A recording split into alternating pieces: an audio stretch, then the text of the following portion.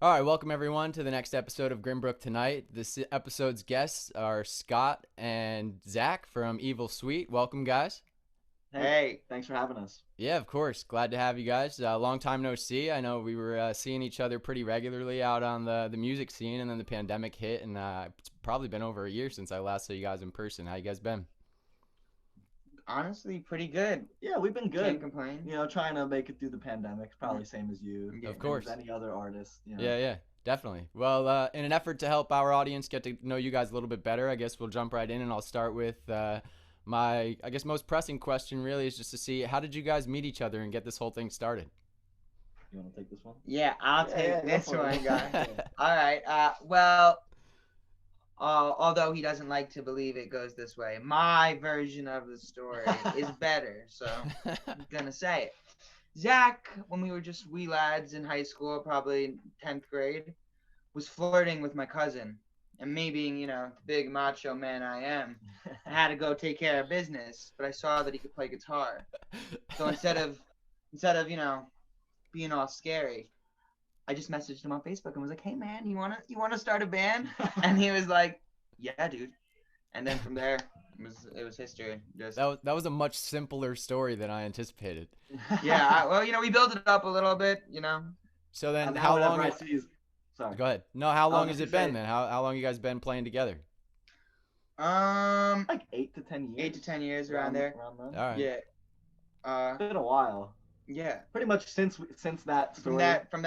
from the first time we hung out, like a day later, we wrote music. Yeah. So then, in terms of, I guess, recording, were you guys doing anything original from the beginning, or were you doing covers mostly? Like, how'd you get started in terms of really gelling musically? Um, Well, I think the first thing we technically recorded was it was like the first or second time we were hanging out. He opened like GarageBand on his laptop, Nice. and we. It's funny that you ask if we did a cover because 99.9% of the time our answer is no. Like we always do our own stuff. Nice. Pretty much from day one, we've always been Yeah. doing our own stuff. But I do think the very first thing we recorded was a cover of "Let It Be" yeah, on GarageBand on his Cool. computer. yeah. And I was wearing like a orange tank top with like little Hawaiian girls on it. I'm surprised you even remember that. I don't No, even because it was a remember that. video. It was like a video on the Mac. Oh, It okay. was a video, yeah. And But no. yeah, he was just like, what songs do you know? And I was like, I like the Beatles. He's like, all right, sing "Let It Be." But pretty much from then on, it was us. Even I think later that day, it was us. Working on kind of original music. Yeah, we had one show when we were really early on. We were in, I guess, like 10th grade. Yeah, it was an open mic at our high school, and we were all amped up to do "Your Song" by Elton John because we were like, we're original. This is cool. We are cool. Yeah. We are artsy. We're not doing like Wonderwall, Right. which we now do all the time. Yeah, why not? We're like, Classic. we're doing "Your Song," and we went up there and we did it. And honestly, in my head, His parents were there. by my the way. parents were there. In my head, I was like, "Oh my god, that was the worst thing I've ever done in my life." And he was like the same way. And my parents afterwards were like, "Yeah, just do originals. Your originals are great. Just don't do covers." And from that point on, we were like, "Yeah, we're not a cover band. We Yeah. only do originals. Not that Hey. cover bands are bad. We love cover bands." Of course, Now yeah. we'd love to be a cover No, band. exactly. Yeah, Now we that's what love pays the money. exactly. Well, so then it's funny because I've personally only ever seen you guys perform together live, but I've seen plenty of videos recently and whatnot of you guys performing as a live band. So, in terms of the originals, how did you guys go from just working together to adding other pieces to a live band and or I should say a full band for live performances, and get that all together? It's kind of been like little by little, I guess, like over time. Mhm. So our bass player that we're playing with now, Chris Perrett, Amazing. great guy, great bass player. Funny, nice, Yeah, and everything good. I met him years before I met Scotty. Oh, wow. We were friends since we met in fifth grade at an orchestra festival. Before he played bass, before I played Nice. guitar. He played cello, I played viola, and we hit it off. We started jamming on our orchestral instruments. Pretty soon, we started jamming on the newer instruments, and Right. to this day, he's still my go-to bass player, and he's kind of just cemented his spot, in Evil Suite. Yeah, and we Right. actually played with Chris in high school one time, Yeah. and since I'm a singer, and singers sometimes can be divas, especially when they're in high school. I was like, oh no, Zach can't have another best friend in the band. I'm the best friend. Nope, nope, this is not gonna work. 3 years later, I'm like, I love that fucking guy, Chris. Why don't you bring him around, man? I guess in terms of like, stylistically, I think we've always, in terms of like recording music, we've always envisioned our sound as like having a full band. Oh yeah, Okay. entirely. So I know you're probably used to hearing us play acoustic, but Yeah. even when it's just me and him playing acoustic, In our heads, we hear in everything our heads, else. we're like, Yeah. we are rock stars. This No, I get it. Yeah, Velvet yeah, Lounge is Madison Square Garden in our heads. Right. Yeah. So I think, you might think we sound a lot different, and maybe we do sound a lot different. We do. I mean, it as an sounds acoustic fuller. duo, but Yeah. I guess we're always kind of trying to match that energy. Yeah. Of a That makes full band. sense. Yeah. It's more, honestly, we always want to try to match the energy of a full band, because sometimes when you watch an acoustic set for 45 minutes and it's just like the person standing there and they're like, oh, and this next song, that could be kind of boring.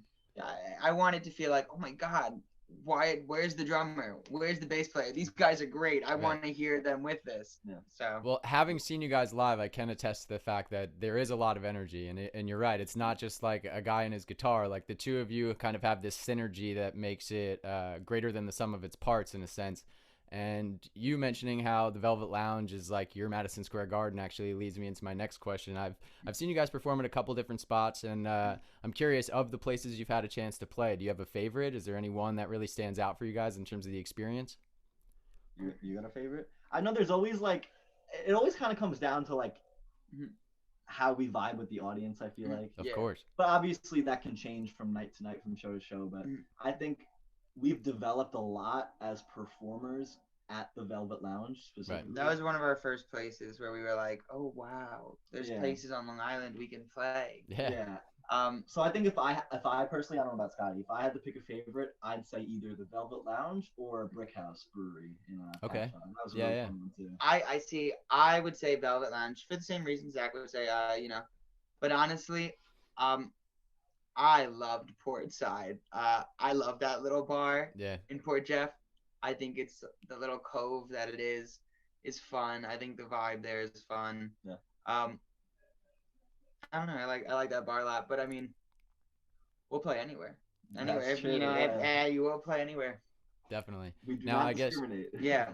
Fair enough. Now, in terms of inspiration, do you guys have artists that you look to, or bands even that you look to, the kind of not necessarily copy or mimic, but really just kind of draw from what you see in terms of style and production? Yeah, I think in a lot of ways we're the world's greatest thieves. I think we're like the world's greatest like criminals, in the sense that everything that we do is inspired by something that we're inspired by. Yeah, Like, and I'm sure that's true for any artist. like, if we feel like, oh my God, we want to make a Beatles song, we're gonna listen to Beatles like nonstop for like 2 months, and we're gonna be like, oh my God, the Beatles are the greatest. And then guess what? The Beatles, we're gonna make a Beatles type song. If we listen to the Killers for 6 months, we're like, oh, Killers are what we're gonna go for. The Strokes, whatever, like. Yeah, we definitely go through phases. And what's funny is people ask us this question a lot, and I think it honestly, after a while, becomes kind of hard. Because after being asked the question a lot of times, we have this handful of bands that we could say, like, these are our influences. Because everybody wants names, we could say Arctic Monkeys. The Strokes. Yeah, like Killers. Exactly, like, Portugal the Man. But at the end of the day, I think we really like everything. And we borrow from everything. Yeah. I went to music school. I studied a lot of classical music. And even in ways I don't even realize, that finds its way into our sound. Of course. There's so much that we get inspired by. I feel like it's almost a shame to just have to pick, one or two bands, but oh yeah, we like everything. Even as a listener, like, I mean, obviously the handful of names you just dropped, like, it's obvious that those are influential to you guys, but just having had a chance to see you guys perform, like, it's clear that you can't really like pigeonhole you into one genre or type of music, because of the combination that you guys bring together. Between the guitar and then Scotty, I know you have some like rap influence in there, or I'm sorry, Zach, you rap actually. I'm mixing it up. Zach's the rapper. Zach's rapping. I'm picturing you with the guitar, forgetting that you're rapping with the guitar. Yeah. But And he point kills being, like, that's again that synergy of styles that like the two of you bring together. Now I guess Thank you. We're glad that you're able to Yeah. tune into that. You've also been like one of the OGs since Yeah. like we're saying like, oh, when we first started playing at the Velvet Lounge, like we met you there with a guy named, I believe his name is like Matt Hanley. Oh, or, it was Dylan Hensley. Dylan Henson. Yeah. And he said like a quote that I'll never forget. He's like, you guys are like 18 today, but tomorrow you guys are gonna be 28. And I remember being like, oh, that was that snap. Day? Oh, I remember we went home that day and we were like, all right, we got to get our heads on our shoulders and we got to figure out what we're doing. Yeah. Totally. Well, now I guess I've seen you guys in the studio with Nick, and super excited that you two linked up, or I guess you three. I'm thinking of two as like a band, but now I'm curious then, when can we, and of course I know you guys just recently dropped the EP for the singles, but me being the rabid fan of yours that I am, when should we expect some new Evil Sweet music? Soon. Very soon. Probably, I would say, safe bet. Sooner than you think, but not soon enough. Yeah, I want to say June, but probably July. Okay. You'll get a single, and then probably in August you'll get another single, and then in October you'll get another EP. Awesome. All right, that's a healthy timeline. And music videos for everything. That's Awesome. something that we really want to work on, is getting music videos. Which, by the way, if you know anyone that helps with music videos, we're looking around. Yeah. I'm happy to help you guys too. I mean, the last one that I did, I mean, I don't know if you've seen it, but I thought it came out pretty good. It was really just my sister filming me, and then I edited everything myself. So But we can link up after this to discuss that in more detail. But hey, like, it's been great catching up with you guys. I look forward to new music. Of course, definitely hope to start seeing you guys in person soon. Absolutely. Now that more of these live events are starting to pick up. And I definitely. I don't know if you'll be, out and about by then, but we're playing in Huntington at Finley's June 12th. Yeah. Okay. So anyone listening, come through to that show. You're welcome to come through to that show. That's gonna be a good show. It's gonna be a good show. I'll definitely promote that on the Grimbrook. Hey, there you go.